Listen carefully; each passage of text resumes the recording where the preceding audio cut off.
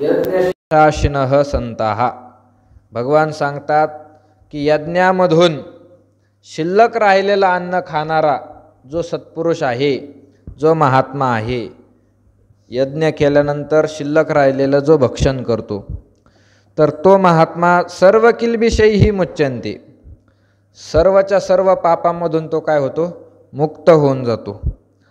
आणि तू ये आत्मकारणात पचंती, जे मनुष्य केवळ आपल्या पोटासाठीच अन्न भक्षण करतात, तर ते अन्न खात नसून ते पापी लोक अघम भुंजते, म्हणजे ते पापी लोक पापच खातात.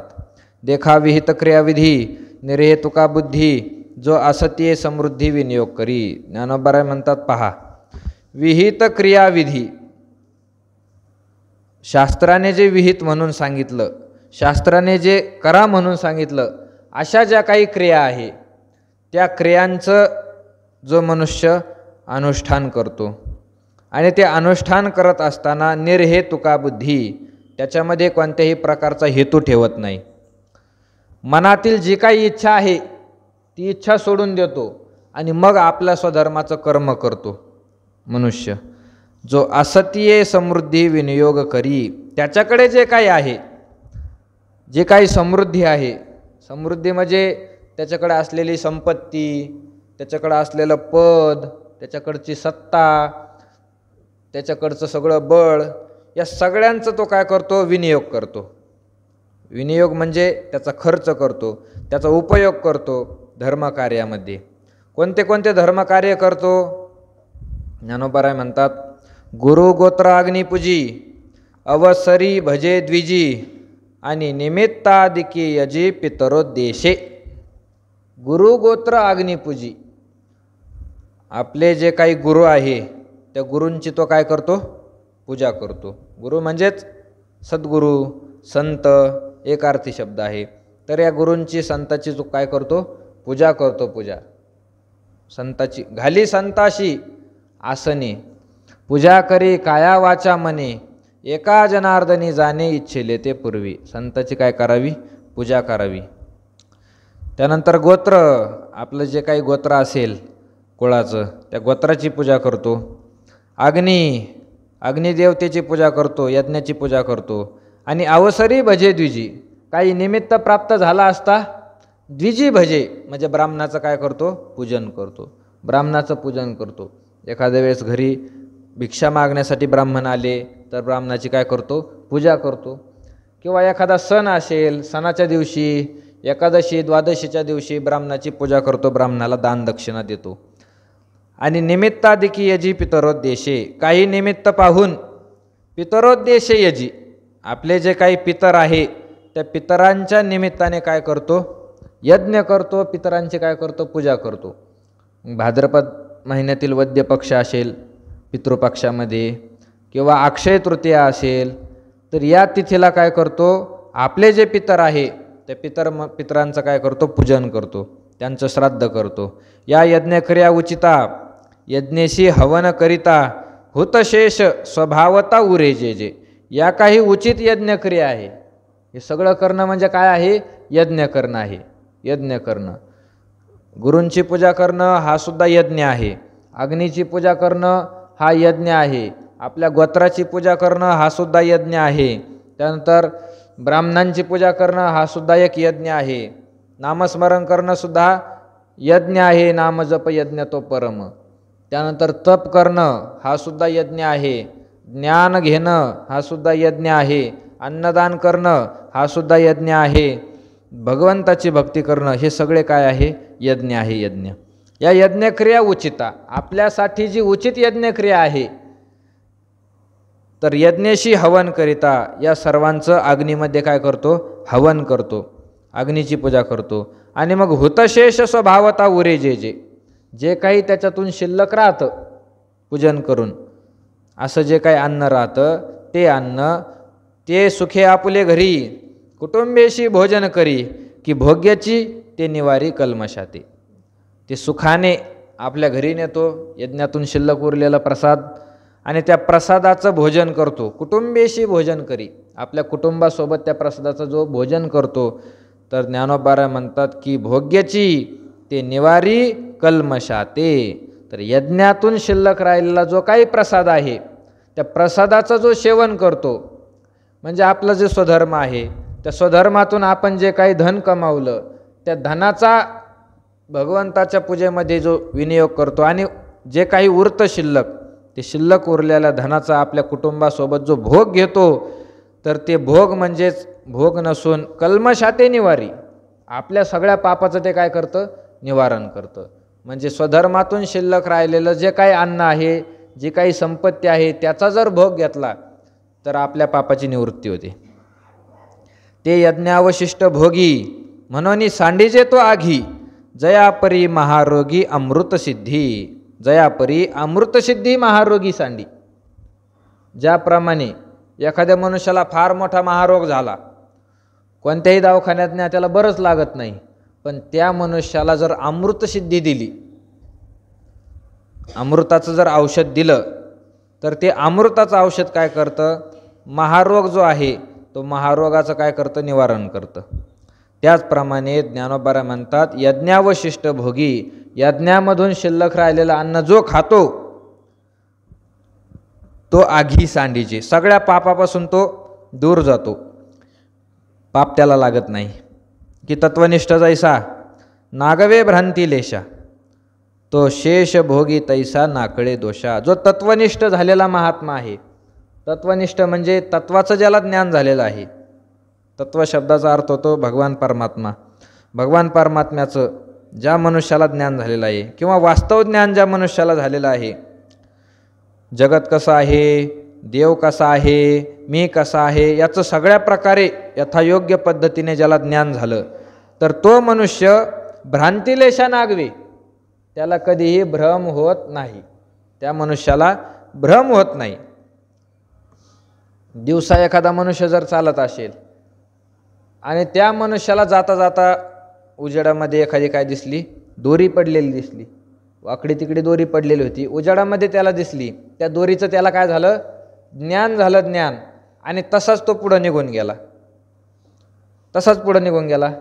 परत रात्र झाली, रात्री त्याच रस्त्याने परत वापस येत होता, तर परत येत असताना त्याने परत ती दोरी पाहिली, दोरी पाहिली. त्याच्यासोबत अजून एक मनुष्य होता, त्या मनुष्याने सुद्धा दोरी पाहिली, पण सोबत आलेल्या मनुष्याला भास झाला हा काय आहे, साप पडलेला आहे. पण परत आलेल्या माणसाला माहीत होतं आपण जाता जाता दोरी पाहिलेली आहे, म्हणून त्याला भास झाला नाही. कारण वास्तव तत्वाचं त्याला काय झालेलं होतं, ज्ञान झालेलं होतं. जातानीच त्याला दोरी पडलेली आहे असं खरं ज्ञान झालेलं होतं, म्हणून येताना त्याला सापाचा भास होऊच शकत नाही. तसं ज्ञानोबा म्हणतात तत्वनिष्ठ जैसा, ज्याला तत्वाचं ज्ञान झालेलं आहे, भ्रांतिलेशा नागवे, त्याला भ्रम कधीच होत नाही. तो शेषभोगी तैसा ना कळे दोषा. त्याचप्रमाणे शेषभोगी म्हणजे यज्ञामधून शिल्लक राहिलेलं जे काही अन्न आहे, ते अन्नाचं भक्षण करणारा मनुष्य दोषा ना कळे, त्याला कोणत्याच प्रकारचं पाप होत नाही, सगळ्या पापातून तो मुक्त होतो. म्हणून स्वधर्मे जे जे आर्जे, ते स्वधर्मेची विनियोगी जे, मग उरे ते भोगी जे संतोषाशी. म्हणून ज्ञानोबा सांगतात स्वधर्मे जे जे आर्जे, स्वधर्म करत असताना ज्याची आपल्याला प्राप्ती होते, जे काही आपल्याला मिळतं. आपण शेतकरी असू तर शेती करणं आपला स्वधर्म आहे. मग शेतीमधून आपल्याला जे काही उत्पन्न मिळतं, तर ते सर्व उत्पन्न स्वधर्मेची विनियोगी जे, त्याचा विनियोग, त्याचा खर्च हा स्वधर्मामध्ये केला पाहिजे, स्वधर्मामध्ये करावा. मग उरे ते भोगी जे संतोषीशी, आणि स्वधर्माचा खर्च करून जे काही शिल्लक उरतं, तर त्याचं काय करावं, स्वतःसाठी वापर करावं, आनंदाने त्याचं सेवन करावं. पण हे वाचूनी पार्था रहाटो नाही अन्यथा, ऐशी आद्य हे कथा श्री मुरारी सांगे. म्हणून हे अर्जुना, हे वाचुनी म्हणजे हे केल्याशिवाय अन्यथा राहोटो नये, दुसऱ्या कोणत्याही मार्गाचा अवलंब करू नये. ऐशी आद्य हे कथा श्री मुरारी सांगे, अशी सृष्टीच्या उत्पत्तीच्या वेळेची कथा श्री मुरारी भगवान ब्रह्मदेव सांगत आहे. जे देहची आपण अपे मानिती आणि विषया ते भोग्य म्हणती, या परते न स्मरती अनेक काही. कारण या जगतामध्ये दोन्ही प्रकारचे लोक आहे. असेही काही लोक आहे की देहाची आपण पे मानिती. हे लोक काय करतात, आपला जो देह आहे तो देहालाच आपण मानतात, देहाला मी मानतात, मीच देह आहे असं म्हणून काय करतात, जीवन जगत असतात. आपण सगळेच त्याच्यामध्ये मोडतो. आपल्या सगळ्याचा जर विचार केला तर प्रत्येक मनुष्याचा जीवनामध्ये प्रत्येक पाऊल टाकताना मी देह आहे, मी शरीर आहे असं म्हणूनच आपण जीवन जगतो. आपल्या कोणालाही असं वाटत नाही की देह काहीतरी वेगळा असेल, आत्मा काहीतरी भिन्न असेल, मी या देहापासून वेगळा आहे, असं आपल्या स्वप्नात सुद्धा कधी येत नाही. देहाला मी मानून आपण काय करतो, फिरत असतो. साधू संत महात्म्याचं तसं नसतं. हे देहाला मी मानत नाही.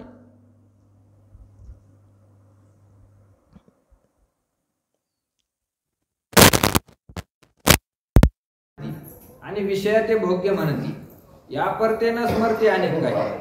देहालाच काय मानतात, मी मानतात. आणि संताचा जर विचार केला तर देहाला ते मी मानत नाही, देहाला आत्म्यापासून भिन्न मानतात. मी कोणीतरी वेगळा मनुष्य आहे आणि हे जे शरीर लोकांना दिसतं हे शरीर कोणीतरी काय आहे, वेगळं आहे, वेगळं शरीर आहे.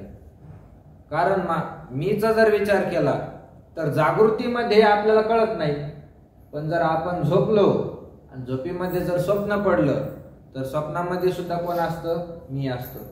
स्वप्नामध्ये मी कुठेतरी पळत असतो आणि जागृतीमध्ये हे शरीर काय असतं, पडलेलं असतं. म्हणजेच मी कोणीतरी वेगळा आहे आणि शरीर काय आहे, वेगळं आहे.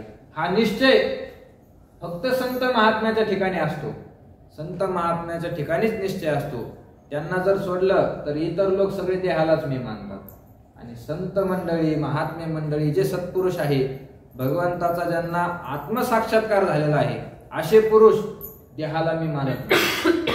देहापासून स्वतःला काय करतात, भिन्न मानत असतात, भिन्न मानतात.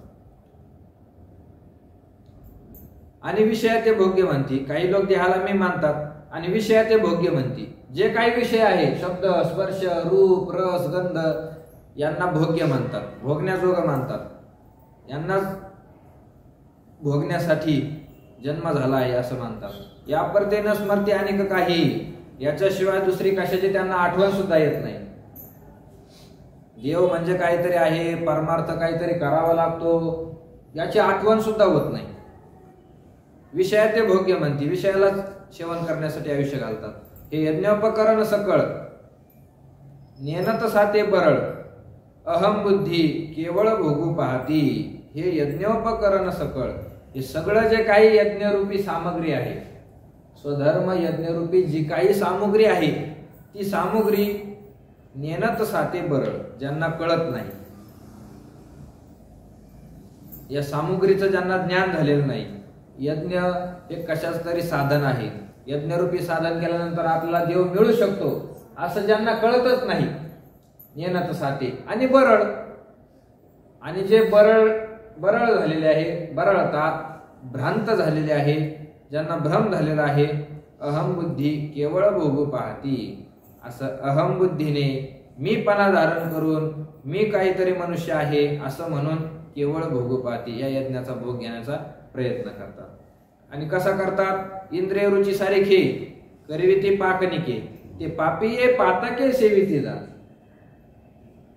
इंद्रिय रुची सारिखे करविते पाकनिके, आपल्या इंद्रियाला जे काही आवडतं तसं तसं सगळं मग ते करतात, तसं तसं सगळं करतात. आता भगवंताची पूजा करायची, भगवंताची पूजा झाल्यानंतर भगवंताला नैवेद्य दाखवायचा, तर भगवंताला नैवेद्य कोणता दाखवायचा, आपल्याला जे काही आवडतं ते करायचं. आपल्याला जे आवडतं, एखाद्याला जिलेबी आवडत असेल, एखाद्याला बासुंदी, एखाद्याला पुरणपोळी, आपल्याला जे आवडतं ते पक्वांना तयार करायचं. फक्त निमित्त कोणाचं, देवाचं. आज आपल्याला देवाची पूजा करायची, फक्त देवाचं काय असतं, निमित्त असतं. गणपतीच्या वेळेस महालक्ष्मी घरामध्ये आली तर महालक्ष्मीला नैवेद्य करायचा, मोठं ताट भरून नैवेद्य करतात. नैवेद्य सगळे कोणते, आपल्याला जे जे आवडतं ते पदार्थ करायचे आणि फक्त प्रसादापुरतं ताट ठेवायचं, बाकीचा भोग कोणाला, आपल्याला. इंद्रिय रुची सारिखे करविती पाकनिके, आपल्याला जे काही आवडतं तसं मिष्टान्न करतात. देवाचं निमित्त करतात. आणि ते पापी पातके सेविती जाण, ज्ञानोबा म्हणतात. पण असं करणारे जे काही माणसं आहेत ते पापी लोक आहेत आणि ते अन्न खात नाही. पातके सेविती जाण, ते स्वतः काय करतात, पापच खातात. त्यांचं भक्षण करणं म्हणजे अन्न खाणं नाही, पाप खाणं आहे. हे संपत्ती जात आगवे, हवन द्रव्य मानावे, मग स्वधर्म यज्ञ अर्पावे आदी पुरुषी. हे संपत्ती जात आगवे, आपल्याकडे जी काही संपत्ती आहे, जेवढं काही धन आहे, त्या सगळ्यांना हवन द्रव्य मानावे. हे यज्ञामध्ये टाकण्याचं साधन आहे, द्रव्य आहे असं मानावं. आणि मग स्वधर्म यज्ञ अर्पावे आदी पुरुषी. मग स्वधर्मरूपी यज्ञाच्या द्वारे आदी पुरुषाला म्हणजे साक्षात ईश्वराला ते काय करावं, अर्पण करावं. जे काही आपल्याकडे संपत्ती आहे सगळी संपत्ती स्वधर्मामध्ये खर्च करावी. हे सांडून मूर्ख, आपण पेया लागी देख, निपज विती पाक नानाविध. पण काही असेही मूर्ख लोक आहेत, ते काय करतात, देवधर्म करायचं सगळं सोडून देतात. आपण पेया लागी देख, फक्त आपल्यासाठी सगळं करतात. प्रत्येक पाऊल स्वतःसाठी. जीवन दिवस उगला की दिवस उगवल्याबरोबर त्यांचं सुरू होतं, आपल्याला आता काय करायचं, आपल्यासाठी काय करायचं, काय केल्याने आपलं पोट भरेल, काय केल्याने आपल्या मुलाचं चांगलं होईल, काय केल्याने आपल्या पत्नीचं चांगलं होईल, याचा विचार करतात स्वतः लागी. आणि निपजविती पाक नानाविध, आपल्याला भोजन करण्यासाठी अनेक प्रकारचे पक्वान्न निर्माण करतात. आणि ते पक्वान्न निर्माण करून स्वतःच त्याचं भक्षण करतात. जी ही यज्ञसिद्धी जाये बरेचशा तोष होय, ते हे सामान्य अन्न न होय म्हणून या. ज्ञानोबा म्हणतात कशासाठी आहे, जी ही यज्ञसिद्धी जाये, ज्याच्याद्वारे यज्ञ काय होतो, पूर्णतेला जातो. ज्याच्याद्वारे म्हणजे अन्नाच्या द्वारे, अन्नाच्या द्वारे यज्ञाची काय आहे, पूर्णता आहे. कोणताही यज्ञ असो, यज्ञामध्ये अन्नदान श्रेष्ठ आहे. अन्नदान जर होत नसेल तर तो यज्ञ काय होत नाही, पूर्ण होत नाही, पूर्ण होत नाही. प्रत्येक यज्ञामध्ये अन्नदान करावं लागतं, प्रत्येक यज्ञामध्ये. म्हणून अखंड हरिनाम सप्ताह जरी असेल तरी तो नामयज्ञ आहे, म्हणून त्या नामयज्ञामध्ये सुद्धा काय असतं, अन्नदान असतं. अन्नदान करावं लागतं. जी ही यज्ञ सिद्धी जाईल म्हणजे अन्नदानाने यज्ञ काय होतो, सिद्धीला जातो, पूर्ण होतो. आणि परेशा तोष होतो. आणि जो काही ईश्वर आहे त्या ईश्वराला सुद्धा आनंद होतो. अन्नदान जर केलं तर ईश्वर संतुष्ट होतो. ते हे सामान्य अन्न न होय म्हणून या. ते अन्न, हे अन्न म्हणजे सामान्य नाही, अन्न हे सामान्य नाही. अन्न कसं आहे हे न म्हणावे साधारण, अन्न ब्रह्मरूप जाण, जे जीवन हेतू कारण विश्वायया. हे साधारण न म्हणावे, अन्नाला कोणीही साधारण समजू नये. आपण जे अन्न भक्षण करतो ते अन्न साधारण नसतं. अन्न म्हणजे साक्षात काय आहे, ब्रह्म आहे, ब्रह्म. अन्न ब्रह्मरूप जाण, अन्न हे साक्षात ब्रह्म आहे. का साक्षात ब्रह्म आहे, तर जीवन हेतू कारण विश्वाया, या सगळ्या विश्वाला जगण्यासाठी कारण हे अन्न आहे. ब्रह्माची उपमा त्याला का दिली, कारण परब्रह्माशिवाय हे जगत राहू शकत नाही. देवाशिवाय जगत राहू शकतं का, राहू शकत नाही. कारण या देवाला, जगताला निर्माण करणारा सुद्धा देवच आहे, हे जगताचं पालन करणारा सुद्धा देवच आहे, आणि जगताचा नाश करणारा सुद्धा कोण आहे, देवच आहे. देवाशिवाय हे जगत राहूच शकत नाही. परब्रह्म हे जगताचं काय आहे, अभिन्न निमित्त उपादान कारण आहे, त्याच्याशिवाय राहू शकत नाही. आणि अन्नही तसंच असतं, अन्नाशिवाय माणसं जगतच नाही. कोणत्याही योनीतील मनुष्य असो त्याला अन्नाची काय असते, गरज असते. अंडज असो, जारज असो, स्वेदज असो किंवा उद्भिज असो, प्रत्येकाला अन्न लागतं. मनुष्य मात्राला अन्न लागतं. मनुष्यातही सगळ्याच मनुष्याला अन्न लागतं. लहान पोराला अन्न लागतं, तरण्याला अन्न लागतं, म्हातार माणसाला सुद्धा अन्न लागतं, स्त्रियांना अन्न लागतं, पुरुषाला सुद्धा अन्न. अन्न सगळ्यालाच लागतं. वृक्षाची योनी जरी पाहिली तर झाडा झुडपाला सुद्धा अन्न लागतं. त्याला पाणी घालावं लागतं, त्याला खत घालावं लागतं. प्रत्येकाला अन्नाची काय आहे, गरज आहे, गरज. अन्नाशिवाय कोणी राहू शकत नाही. म्हणून अन्नाला ब्रह्माची उपमा दिलेली आहे. जीवन हेतू कारण विश्वाया. अन्नात भवन्ति भूतानि पर्जन्यादन्न संभवः, यज्ञात भवति पर्जन्यो यज्ञ कर्म समुद्भवः. अन्नात भूतानि भवन्ति, अन्नापासून सगळे प्राणी मात्र उत्पन्न होतात. पर्जन्यात अन्न संभव, आणि पावसापासून अन्न निर्माण होतं. यज्ञात भवती पर्जन्यो, यज्ञापासून पाऊस निर्माण होतो. आणि यज्ञ कर्म समुद्भव, हा यज्ञ हा कर्मापासून उत्पन्न होत असतो. अन्नास्तव भूते, अन्नास्तव भूते प्ररोह पावती समजते. मग पर्जन्य या अन्नाचे सर्वत्र प्रसवे. अन्नास्तव भूते, अन्नापासून काय होत असतं, प्राणी मात्र निर्माण होतात. प्रत्येक जीव हा अन्नापासून निर्माण झालेला आहे.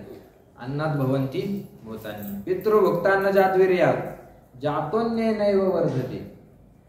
त्याच्या अन्नापासून वीर्य तयार होतं आणि त्याच्यापासून प्रत्येकाचा काय आहे, जन्म आहे. म्हणजे सगळे मनुष्य अन्नातून निर्माण झालेले आहेत. सगळे मनुष्य अन्नातून निर्माण झाले. त्यांचा मध्यकाल सुद्धा अन्नामध्येच आहे. जगतात कशावर, अन्नातूनच जगतात. निर्माण होण्याला कारणीभूत अन्नच आहे, जगण्याला कारणीभूत अन्नच आहे. आणि शेवटी मेल्यानंतर सुद्धा काय होत असतं, अन्नच होत असतं. शरीराचं शरीर हे अन्नातून निर्माण होतं. शरीर जगण्यासाठी सुद्धा अन्नच लागतं. आणि शरीर नष्ट झालं तरी त्या शरीराचं काय होत असतं, अन्नच होत असतं. जर जाळून टाकलं शरीराला तर ते अग्नीचं अन्न होऊन जातं. शरीराला जर पुरून टाकलं खाली तर खालच्या जमिनीतल्या किड्याचं ते काय होतं, अन्न होतं. शरीर हे अन्नापासून निर्माण होतं आणि शेवटी याचा लय सुद्धा अन्नामध्येच आहे. अन्नास्तव भूते समस्ते भूते प्ररोह पावती. अन्नापासूनच ते काय होतात, निर्माण होतात, वाढतात. मग पर्जन्य या अन्नाचे सर्वत्र प्रसवे. मग अन्न कुठून निर्माण होतं, तर पर्जन्यापासून अन्नाची काय आहे, उत्पत्ती आहे. पाऊस पडतो आणि पावसापासून शेतीमधून काय निघतं, अन्नाची उत्पत्ती होते. पाऊसच पडला नाही तर अन्न कधी निर्माण होऊ शकत नाही. पर्जन्य या अन्नाचे सर्वत्र प्रसवे. पाऊस या अन्नाला निर्माण करतो. आणि मग यज्ञ तया पर्जन्य यज्ञ जन्म. यज्ञाचे प्रकटी कर्म कर्माशी आदि ब्रह्म वेदरूप तया पर्जन्य यज्ञ जन्म. पाऊस कुठून निर्माण होतो, तर पाऊस हा यज्ञापासून निर्माण होतो. आपण जो काही स्वधर्म यज्ञ करतो त्या स्वधर्म यज्ञाच्या अनुसरून पाऊस पडत असतो. प्रत्येक मनुष्याने आपापले कर्म जर केले तर पाऊस काय होतो, वेळेवर पडतो. ज्या भागातील लोक आपापले कर्म करतात त्या भागामध्ये पाऊस वेळेवर पडतो. आणि ज्या लोकांनी आपले कर्म सोडून दिले, स्वधर्म सोडून दिला, त्या भागामध्ये पाऊस पडत नाही. तया पर्जन्य यज्ञ जन्म. पर्जन्य म्हणजे पावसाचा जन्म हा स्वधर्म यज्ञापासून होतो. आणि यज्ञाचे प्रकटी कर्म, यज्ञ हा कर्मापासून उत्पन्न होतो. आपापलं कर्म केलं म्हणजे यज्ञ झाला. कर्माशी आदि ब्रह्म वेदरूप. आणि कर्म हे वेदरूप परब्रह्मापासून निर्माण होतो. कारण कर्म कसं करावं, कसं करू नये हे सगळं वेदामध्ये सांगितलेलं आहे. कर्म ब्रह्मोद्भवम विद्धी ब्रह्माक्षर समुद्भवम तस्मात् सर्वगतम ब्रह्म नित्यम यज्ञे प्रतिष्ठितम. अनुपरा म्हणतात कर्म ब्रह्मोद्भवम विद्धी. कर्म जे काय आहे ते ब्रह्मोद्भवम विद्धी, परब्रह्मापासून निर्माण झालेलं आहे. म्हणजे वेदापासून निर्माण झालेलं आहे. वेदाच्या 4 शाखा आहेत, सामवेद, यजुर्वेद, अथर्ववेद आणि ऋग्वेद. हे 4 शाखा आहेत. तर या 4ही शाखामध्ये कर्माचं प्रतिपादन आहे, उपासनेचं प्रतिपादन आहे आणि ज्ञानाचं प्रतिपादन आहे. पण सर्वात महत्वाचं यज्ञाचं प्रतिपादन म्हणजे कर्माचं आहे. कर्म विशेष प्रकारे सांगितलेलं आहे. कोणत्या मनुष्याने काय कर्म करावं, कोणत्या मनुष्याने काय करू नये हे वेदामध्ये सांगितलेलं आहे. म्हणून कर्म ब्रह्मोद्भवम विद्धी. कर्म हे ब्रह्म म्हणजे वेदापासून निर्माण झालं असं विद्धी, असं जाणा. ब्रह्माक्षर समुद्भवम. आणि ब्रह्म अक्षर समुद्भवम. वेद कुठून निर्माण झाला, तर वेद अक्षर समुद्भवम, अक्षर स्वरूप असणाऱ्या परमात्म्यापासून म्हणजे ईश्वरापासून वेद तयार झाले. सृष्टीच्या उत्पत्तीकाली भगवंताने काय केलेलं आहे, वेदाचं प्रगटीकरण केलेलं आहे. वेद हे भगवंताच्या श्वासामधून निर्माण झालेले आहे. यस्य निश्वसितम वेदः. ज्याच्या श्वासातून काय झालेले आहे, वेद प्रकट झालेले आहे. ज्ञानोबा म्हणतात वेद हे भगवंताच्या घोरण्यापासून निर्माण झालेले आहे. देव शयन करत होते, झोपलेले होते, योगनिद्रेमध्ये होते भगवान महाविष्णू. आणि योगनिद्रेमध्ये असताना भगवान घोरायला लागले. माणसं झोपल्यावर घोरतच असतात, मग देवसुद्धा घोरायला लागले. आणि देवाच्या घोरण्यामधून जो आवाज निघाला त्या आवाजाचं नाव काय आहे? वेद आहे. वेद. वेद. जया निद्रिताचा घोरू तो प्रत्यक्ष श्री सर्वेश्वरू अनुवादला. हे निद्रिताचा घोरू, घोरण्यामधून वेद निर्माण झाले. ब्रह्माक्षर समुद्भवम, मग त्या सृष्टीच्या उत्पत्तीच्या काली एकदा वेद निर्माण झाले. आणि ते वेद प्रत्येक सृष्टीमध्ये भगवान काय करतात? फक्त प्रगट करत असतात. उत्पन्न एकदाच केले, फक्त त्याचं प्रगटीकरण प्रत्येक सृष्टीच्या आरंभिकाली भगवंतापासून होतं. तस्मात, म्हणून सर्वगतम ब्रह्म, सर्व ठिकाणी व्यापक असणारं जे परब्रह्म आहे ते नित्यम यज्ञे प्रतिष्ठितम, ते नेहमीच या यज्ञामध्ये काय झालेलं आहे? स्थित झालेलं आहे. कर्माशी आदि ब्रह्म वेदरूप, मग वेदा ते परात्पर प्रसवतसे अक्षर, म्हणून हे चराचर महद ब्रह्म. वेद जे काय आहे त्या वेदाला जन्म या अक्षररूपी भगवंतापासून आहे. परात्पर, पर म्हणजे पलीकडे असणारी माया, आणि मायेच्या जो पलीकडे आहे त्याला म्हणतात परात्पर. असा जो भगवान परमात्मा आहे त्या भगवान परमात्म्यापासून हे सगळे वेद निर्माण झालेले आहे, चारही वेद. त्याच भगवंताला ज्ञानोबरांनी अक्षर म्हटलेलं आहे. अक्षर कारण या जगतामध्ये दोन तत्व आहे, दोन तत्वाचं मिळून जगत निर्माण झालेलं आहे. एक क्षर तत्व आहे आणि दुसरं अक्षर तत्व आहे.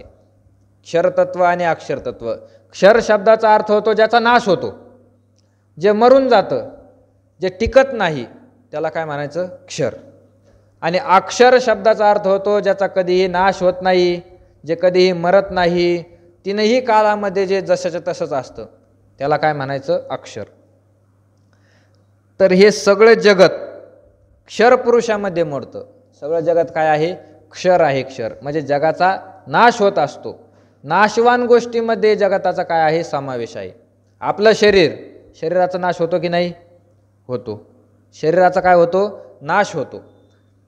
शरीर नाशाचा काल भिन्न असेल, पण नाश मात्र शरीराचा होतच असतो. काल मात्र भिन्न असतो.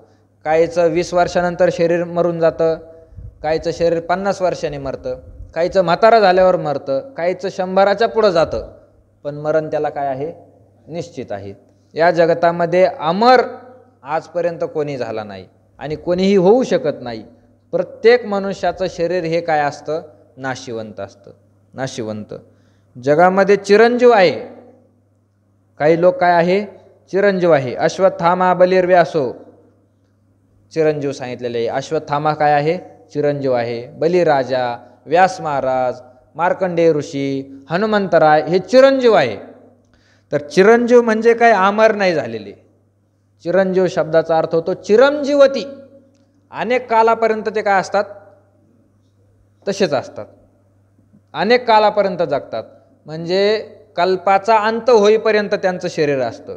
ज्यावेळेस कल्प संपून जातो त्यावेळेस या चिरंजीव लोकांना सुद्धा देहाचा काय करावा लागतो? त्याग करावा लागतो. हनुमंतरायांचं सुद्धा शरीर कल्पाच्या अंतापर्यंत आहे. कल्पाचा अंत झाल्यावर त्यांना सुद्धा शरीराचा त्याग करावा लागतो. कोणीही असो, प्रत्येक मनुष्याचं शरीर काय आहे? नाशिवंत आहे. नाशिवंत आहे म्हणूनच त्याला क्षर म्हणतात. क्षर शब्दाचा अर्थच होतो नाशिवंत. स्वर्गलोकामध्ये इंद्र आहे, तर इंद्राचं सुद्धा शरीर काय होतं? नष्ट होतो. त्याचाही कार्यकाल जास्त आहे. कारण ज्ञानोबारांनी सांगितलं आहे देहाचे पुरंदर 14 जाती. देहाचे पुरंदर 14 जाती म्हणजे ब्रह्मदेवाच्या एका दिवसामध्ये, ब्रह्मदेवाच्या एका दिवसामध्ये 14 इंद्र मारतात. 14 इंद्र एका दिवसामध्ये मारतात. म्हणजे इंद्राला सुद्धा काय आहे? मरण आहे. इंद्राला सुद्धा मारावं लागतं. आणि ब्रह्मदेव तरी कुठं शाश्वत आहे? ब्रह्मदेवाला सुद्धा एक दिवस काय करावं लागतं? शरीर सोडावं लागतं. ब्रह्मभुवना लोका पुनरावर्तीनो अर्जुन. भगवान सांगतात ब्रह्मलोकापासून ब्रह्मलोकापर्यंत हे सगळं जगत काय आहे? नाशिवान आहे. पुनरावर्तीनं, यांना परत मरणं आणि परत जन्मणं यांच्या पाठीमागे लागलं आहे. म्हणजे ब्रह्मदेवाला सुद्धा मारावं लागतं. तोही पुनरावृत्तीच्या मापाशी झाला. त्यालाही मरण आहे. म्हणजे हे जगात क्षर आहे, क्षर. नुसतं शरीर नष्ट होतं असं काही नाही. या जगातातील प्रत्येक गोष्ट काय होणारी आहे? नष्ट होणारी आहे. कधी ना कधी हे सगळं जगत नष्ट होणार आहे. आणि जेव्हा भगवान परमात्मा सृष्टीचा लय करतात तेव्हा तर सगळंच नष्ट होतं. मग वेदा ते परस्पर प्रसव तसे अक्षर. म्हणून क्षर पुरुष म्हणजे हे जगत सोडून जो शिल्लक राहतो तो अक्षर पुरुष आहे. त्याला ईश्वर म्हणतात, त्याला भगवान परमात्मा म्हणतात. त्याला काय नाही? मरण नाही. भगवंताला मरण नाही. सगळ्या जगाला जरी मरण असलं तरी भगवंताला मात्र काय नाही? मरण नाही. तो अविनाशी आहे. भगवान परमात्मा अविनाशी आहे. प्रसव तसे अक्षर म्हणून त्याला अक्षर असा शब्द माऊलीने वापरला आहे. म्हणून हे चराचर ब्रह्मबद्ध. म्हणून हे सगळं काही चराचर जगत आहे हे सगळं ब्रह्मबद्ध आहे. म्हणजे ब्रह्माच्या स्वाधीन आहे. ब्रह्म शब्दाचा अर्थच होतो भगवान परमात्मा.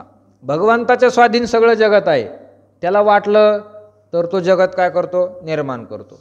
देवाला जर वाटलं तर जगताचं काय करतो? पालन करतो. आणि देवाला जेव्हा वाटेल तेव्हा काय करतो? तो जगाला नष्ट करून टाकतो.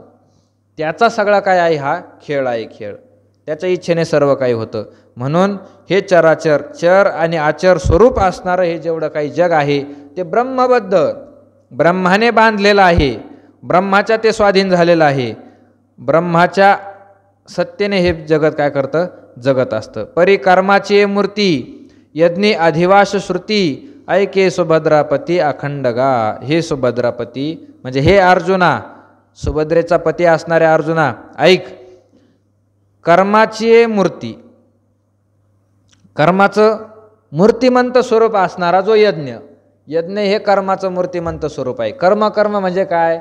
यज्ञ करणं हेच कर्म आहे. स्वधर्म यज्ञ करणं हे काय आहे? कर्म आहे. तर कर्माची मूर्ती यज्ञी म्हणजे कर्माचं मूर्तिमंत स्वरूप असणारा जो यज्ञ, त्या यज्ञामध्ये अधिवास श्रुती, त्या यज्ञामध्ये भगवंताचा काय आहे? अधिवास आहे. किंवा त्या यज्ञामध्ये वेदाचा काय आहे? अधिवास आहे. म्हणजे वेद, भगवान परमात्मा, ईश्वर हा नेहमी कुठं असतो? यज्ञामध्ये असतो. यज्ञामध्ये. यज्ञ शब्दाचा अर्थ होतो भगवंतापर्यंत जाण्याचं साधन. यज्ञ, यज्ञ म्हणजे काय? तर ज्या साधनाने आपल्याला देवाची प्राप्ती होईल ते सगळे साधनं काय आहे? यज्ञ आहे. मग ते तपाचं साधन असलं तरी ते सुद्धा यज्ञच आहे. ज्ञानाचं साधन असलं तरी यज्ञच आहे. कर्माचं साधन असलं तरी सुद्धा यज्ञच आहे. आणि भक्तीचं साधन असलं तरी ते काय आहे? यज्ञ आहे. आणि भगवान म्हणतात की यज्ञी अधिवास श्रुती. या यज्ञामध्ये भगवंताचा काय असतो? वास असतो. म्हणजे यज्ञामध्ये भगवान परमात्मा नेहमी राहतो. यज्ञामध्ये तुकोबाराय सुद्धा तेच सांगतात. यज्ञामध्ये भगवान परमात्मा राहतो. यज्ञ म्हणजेच भक्ती आहे. यज्ञ म्हणजेच कीर्तन. यज्ञ म्हणजेच कथा. त्या कथा कीर्तनामध्ये देव राहतो. तेथे असे देव उभा जैशी समचरणाची शोभा.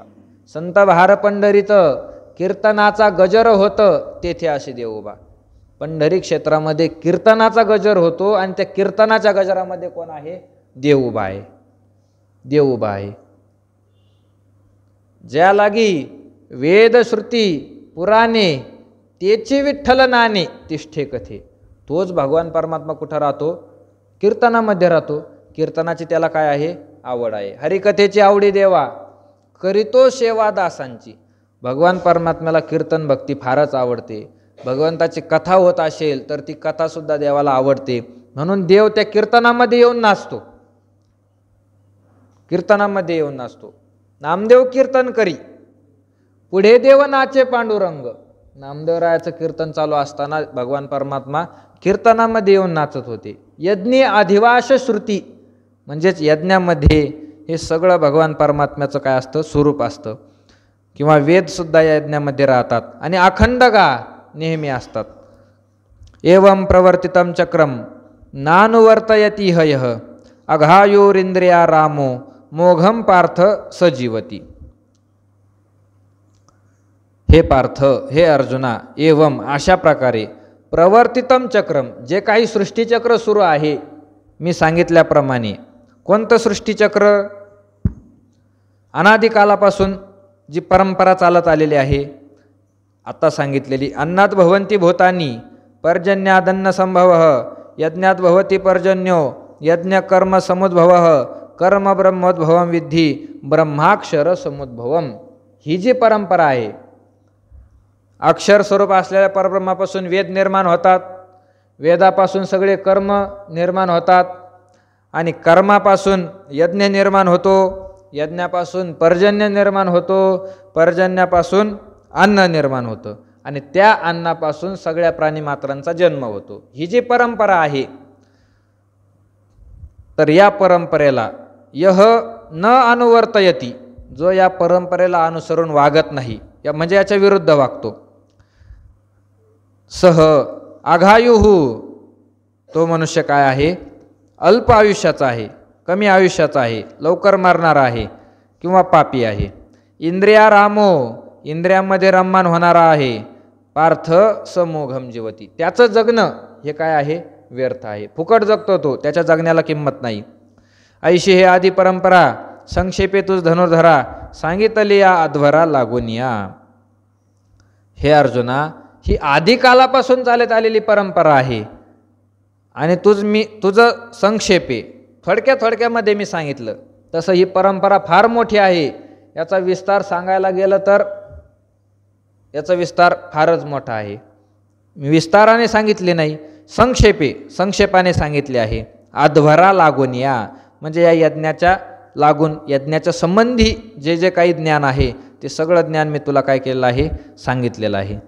म्हणून समूळ हा उचितू स्वधर्मरूप क्रतू नानुष्ठी जो मत्तू लोकी ये. म्हणून हे अर्जुना, प्रत्येक मनुष्याकरता उचित असणारं स्वधर्मरूप जो काही यज्ञ आहे, क्रतू म्हणजे यज्ञ, जो काही यज्ञ आहे, अहम क्रतुरहम यज्ञ स्वदाहम अहम औषधम. क्रतु हा शब्द संस्कृत आहे, ज्ञानोबरांनी संस्कृत शब्द जसा तसा वापरला आहे. क्रतु म्हणजे यज्ञ, तर स्वधर्म हाच काय आहे, यज्ञ आहे. आपल्या वाटेला आलेलं कर्म करणं हा प्रत्येक मनुष्यासाठी यज्ञ आहे.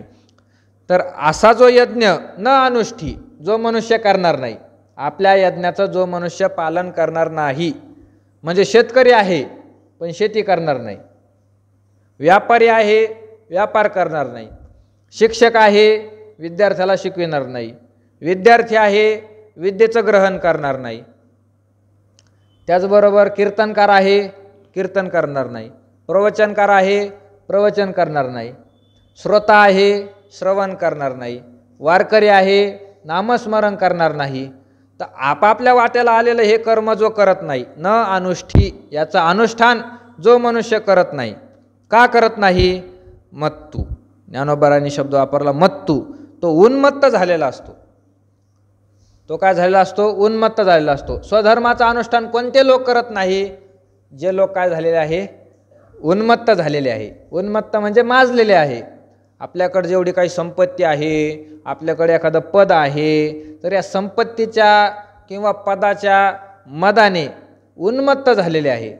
हिरण्यकश्यपूसारखे, हिरण्यकश्यपूने भरपूर तप केलं, तप करून त्याने भगवंताला ब्रह्मदेवाला प्रसन्न करून घेतलं आणि भगवंताकडून काय केले, वरदान मागून घेतले. आता भगवंताने वरदान दिल्यानंतर तो काय झाला, त्या वरदानाचा उचित उपयोग करायचं सोडून दिलं. आणि आपल्याला आता वरदान मिळालेलं आहे, आपल्याला आता कोणीच मारू शकत नाही, आपल्याला देवही मारू शकत नाही, पशुही मारू शकत नाही, मनुष्य मारू शकत नाही, रात्री मारू शकत नाही, दिवसा मारू शकत नाही, घरात मारू शकत नाही, बाहेर मारू शकत नाही, पृथ्वीवर मारू शकत नाही, अंतरिक्षामध्ये मारू शकत नाही, अस्त्राने मारू शकत नाही, शस्त्राने मारू शकत नाही, एवढं त्याने मागून घेतलं. आणि मग काय झाला, उन्मत्त झाला. उन्मत्त, आपल्याला आता मरणच येत नाही. मग सगळ्या लोकांना त्याने काय केला, त्रास दिला. ब्राह्मण असतील ब्राह्मणांना त्रास दिला, देवाचे भक्त असतील देवाच्या भक्ताला त्रास दिला. राहिलेले यज्ञ मोडिले कीर्तन पळाले ब्राह्मण दैत्याबेने. जे काही यज्ञ राहिलेले होते यज्ञ मोडून टाकले. यज्ञ करायला ब्राह्मण बसले की यज्ञ मोडून टाकायचे, यज्ञकुंडामध्ये पाणी वाटायचा आपल्या सेवकाच्या द्वारे. मोडिले कीर्तन, जे काही हरिभक्त भगवंताचं कीर्तन करत होते, कीर्तनाला काय करायचे, कीर्तन मोडून टाकायचे. पळाले ब्राह्मण दैत्याभेने, मग त्याच्या भीतीने सगळे ब्राह्मण पळायला लागले. उन्मत्त झाला तो. इतका उन्मत्त झाला की स्वतःलाच ईश्वर समजायला लागला. भगवान महाविष्णूचा काय केला? द्वेष केला. विष्णू आता ईश्वरच राहिला नाही, मीच या जगामध्ये काय आहे? ईश्वर आहे. याला उन्मत्त म्हणावं. किंवा रावण, आपल्याकडे जी काही लंका आहे सोन्याची, त्या सोन्याच्या लंकेमुळे, आपलं जे काही बाहुबल आहे त्या बलामुळे, आपल्या बंदीखान्यामध्ये देव टाकलेले आहे, अशा याच्यामध्ये तो काय झाला होता? उन्मत्त झाला होता. आणि सृष्टीचा नियम आहे, जो उन्मत्त होतो त्याचा नाश निश्चित आहे. जो उन्मत्त झाला त्याचा नाश निश्चित आहे. नाश तर सगळ्याचाच निश्चित आहे, पण उन्मत्त जो झाला त्याचा नाश लवकर होतो. जो मनुष्य नम्रपणे वागतो त्याचा लवकर नाश होत नाही. मग तेच ज्ञानोबा म्हणतात, जो मत्तू ये लोकी, या लोकामध्ये जो उन्मत्त झालेला मनुष्य आपल्यासाठी उचित असणारं जे स्वधर्मरूप यज्ञ आहे, त्या स्वधर्मरूप यज्ञाचं अनुष्ठान करत नाही, ते अनुष्ठान करायचं सोडून देऊन दुसरेच कर्म करत राहतो, त्याची गती काय होते, तो कसा आहे, त्याचं जगणं कसं आहे, मेल्यानंतर तो कुठं जाणार आहे, म्हणजे त्याची पुढची गती काय होणार आहे, त्याचं वर्णन भगवान परमात्मा करत आहे. पण आपली वेळ संपलेली आहे. आज 139 होईपर्यंत आपण चिंतन केलेलं आहे. उद्या पुढच्या वेळेचं चिंतन करण्याचा प्रयत्न करू. पुंडलिक वरदारी विठ्ठल श्री ज्ञानदेव.